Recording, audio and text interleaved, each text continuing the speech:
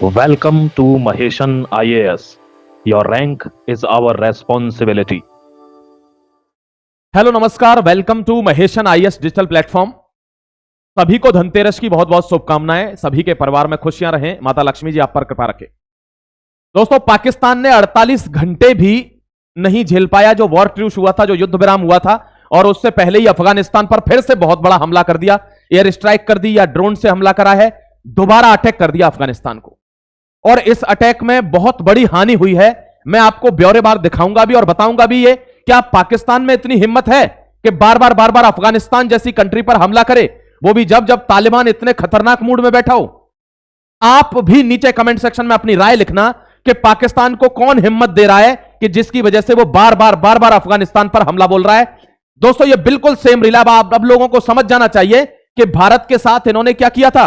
पहले काउंटर किया, उसके बाद माफी मांगी कि हमको सीज फायर दे दो, और सीज फायर के 2 घंटे भी नहीं हुए थे इन्होंने दोबारा ड्रोन भेजना शुरू किया, वायलेशन किया उसका। वो तो भारत की बड़प्पन था कि हमने दोबारा से अटैक नहीं किया इन पे। सेम सिचुएशन इन्होंने अफगानिस्तान के साथ करी, पहले सीज फायर मांगा और फिर अटैक कर दिया। और दोस्तों, क्रिकेटर्स की भी मौत हो गई अफगानिस्तान के। मैं आपको दिखाऊंगा, ध्यान रखना। ये देखिए दोस्तों, Pakistan air strike hit Afghanistan again, Taliban says truce over. Taliban ने कह दिया है कि युद्ध विराम जो था वो खत्म हो गया, ट्रूस जो है वो ओवर हो गया। और दोस्तों, दोबारा से हमला कर दिया है पाकिस्तान ने अफगानिस्तान के ऊपर। अफगानिस्तान के क्रिकेट के प्लेयर मारे गए इसमें। आप देखिए, मैं बता रहा हूं आपको, ऑनेस्टली बता रहा हूं, दिल से, मैं गुस्से में नहीं बोल रहा या कोई इमोशन में नहीं बोल रहा। पाकिस्तान जब तक नक्शे पर रहेगा, यानी भारत ने क्यों कहा कि तुझे नक्शे से हटा देंगे, पाकिस्तान जैसा देश जब तक दुनिया के नक्शे में रहेगा, मानवता यूं ही मरेगी। क्योंकि इनका कोई देश, धर्म, आइडियोलॉजी, जात कुछ नहीं है इनका सिर्फ एक उद्देश्य है कि जो मेरे सामने है उसको मारना है। अगर कोई शांति चल रही है तो यह शांति क्यों चल रही है। दुनिया के सबसे बड़े 3 नेता बता देता हूं जिनकी कोई वैल्यू नहीं है, ना उनके घर में, ना उनके परिवार में, ना उनके रिश्तेदार में, ना दुनिया की इस पॉलिटिक्स में। सबसे पहला है डोनाल्ड ट्रंप। दोस्तों, इस आदमी की कोई वैल्यू नहीं है, पद पर वैल्यू वाले पर बैठा है, इस वजह से लोग पूछ रहे हैं। अदरवाइज इसको एक नॉर्मल आदमी बना दो, कोई थूकेगा भी नहीं इसके मुंह पर, क्योंकि ये इसका कोई ऐसा बयान नहीं है जिसमें बुद्धि हो, जिसमें ऐसा लगता हो कि यह समझदार व्यक्ति है। दूसरा दोस्तों, शहबाज शरीफ एक दल्ला है, उसकी जो पावर है वो मुनीर के हाथ में है सारी। तो शहबाज एक कठपुतली है, उसकी कोई वैल्यू नहीं है, उस आदमी की कोई इज्जत नहीं है कहीं पर भी पूरे विश्व में। तीसरे नंबर का जो व्यक्ति है दोस्तों, वो है, आप मानिए, ख्वाजा आसिफ। ये भी पाकिस्तान का ही है, पाकिस्तान का डिफेंस मिनिस्टर है ये मतलब लगता नहीं है कि पढ़ा लिखा है, ये सिर्फ कुछ भी कहता है। अभी क्या कहता है, अब पाकिस्तान कोई भी सीज फायर नहीं करेगा, अब लड़ाई होगी आमने सामने की, पाकिस्तान की जमीन पाकिस्तान के लिए है, यहां कोई और नहीं आ सकता। ये किसके लिए कह रहा है, जो पश्तून अफगानिस्तान से आए हुए हैं उनके लिए बोल रहा है ये। इसका मतलब है फुल फ्लैश वॉर होगा, बहुत हो गया अब ये दोस्तों दोबारा से बॉम्बिंग हुई है। ये या तो ड्रोन्स के द्वारा अटैक हुए हैं या एयर स्ट्राइक हुई है, ये इसकी अभी पुष्टि नहीं है, लेकिन स्ट्राइक हो चुके। देखो कहां हुई है ये स्ट्राइक।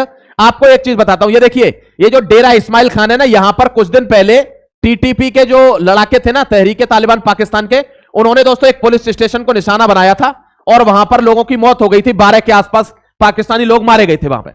इसके जस्ट बगल में ही यहां पर दोस्तों, यहां पर एक प्रोविंस है अफगानिस्तान में, और वहां पर उसने हमला किया है। देखो यहां, ये वाला जो इलाका है, यहां क्यों किया है, क्योंकि यहां ट्राइबल लोग रहते हैं, जो जनजातीय टाइप के लोग हैं ना, वो यहां रहते हैं, ट्राइबल अफगानिस्तान में। तो इनको लगता है कि इन ट्राइबल के बीच में ही फंसे हुए हैं टीटीपी वाले, तो यही इन्होंने विस्फोट करा है। और इसमें दोस्तों क्रिकेटर्स मारे गए हैं, ध्यान रखना। देखिए, अफगानिस्तान के क्रिकेटर्स की मौत हो गई है। ये कौन है, सगातुल्लाह, इसकी मौत हो गई दोस्तों, बहुत यंग प्लेयर है, एकदम छोटे। ये हारून करके एक प्लेयर है, और यह है कबीर आगा। ये तीनों लोगों की मौत हो गई है, खेलने के लिए जा रहे थे, तीनों को मौत हो चुकी है। पाकिस्तान के इस हमले में इनकी मौत हो चुकी है। अब मैं आपको गारंटी दे रहा हूं, अब रिटेलिएट करेगा कौन, अफगानिस्तान। और आप देखना, अब नक्शे से खत्म ही होना है इसको। ये अपनी तकदीर खुद लिख चुका है कागज के पन्ने पर, अपनी तकदीर खुद लिख चुका है। अब आपको समझना होगा कि ये क्यों कर रहा है ऐसा। मतलब इसने युद्ध विराम मांगा, युद्ध विराम हो गया, सीज फायर का उल्लंघन करके 48 घंटे नहीं रुका गया इस पर। क्यों, क्योंकि यह आतंकवादी है। आपने देखा होगा भाई साहब, आतंकवादी पर रुका नहीं जाता है, वो बहुत उतावला रहता है मौत के लिए। चाहे मैं मरूं चाहे कोई और मरे, बस मरे। इसको सनक कहते हैं, ये सन की है ये देश। और यहां हर आदमी ऐसा ही है। लोग समझते होंगे यहां की जनता बहुत समझदार है, दल्ले हैं भाई साहब, इन्हीं को सपोर्ट करते हैं। देख नहीं रहते आप कैसे कर रहा था हारिस राव? यानी पाकिस्तान नरेटिव वॉर में इंडिया से कई गुना बेहतर है। अगर आप पाकिस्तान के आदमी में एक थप्पड़ मार दो, ठीक है, और पाकिस्तान वाले आदमी ने आपको टच भी कर दिया ना, तो आपको गोलियों से भूना हुआ यह दिखा देगा अपने देश में कि पाकिस्तान के आदमी ने भारत के आदमी को गोलियों से भूंज दिया। यह नरेटिव वॉर बहुत खतरनाक है पाकिस्तान में। तुम देख लो, ऑपरेशन सिंदूर में इतनी हालत खराब होने के बाद 100 से ज्यादा सोल्जर मरे, ऑफिशियल बयान है इंडियन आर्मी का, इंडियन एयरफोर्स का, और उसके बावजूद दिखा रहा है कि भारत को हरा दिया, 7 प्लेन गिरा दिए, और उनकी जनता मान रही है। यह आपको समझना होगा। नरेटिव वॉर को कब समझता है आदमी? जब उसके पास रियल ऑथेंटिक इंफॉर्मेशन होती है। गलत इंफॉर्मेशन पे क्या, देखो यहां के क्रिकेटर मर गए दोस्तों, बहुत बुरी तरीके से बरस पड़े हैं। कौन? राशिद खान, जो अफगानिस्तान नेशनल क्रिकेट टीम के प्लेयर हैं, कैप्टन भी हैं, बहुत बुरी तरीके से लताड़ा है। इसका मतलब है अब दोबारा से तालिबान क्या करेगा? रिटेलिएट करेगा, वापसी प्रहार करेगा, और फिर देखना आप क्या होने वाला है। यह सब कुछ क्यों हो रहा है? आपके दिमाग में कभी बात आती है ये दोस्तों? क्या इसकी इतनी औकात है कि ये अपने दम पर ऐसा कर देगा?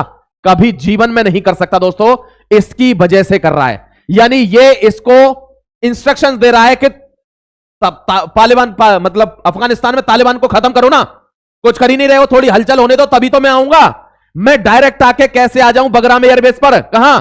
बगराम की कहानी है ये सारी की सारी, क्योंकि ये वहां पर जाकर सूटकेस ले लेके गया। आपको क्या लग रहा है ऐसे ही बुलाएगा इसको ट्रंप बार बार? बहुत बड़ा लीडर है क्या ये? नहीं, वो जानता है कि यही वो आतंकवादी हैं जो मुझे बगराम एयरबेस पर पहुंचवाएंगे।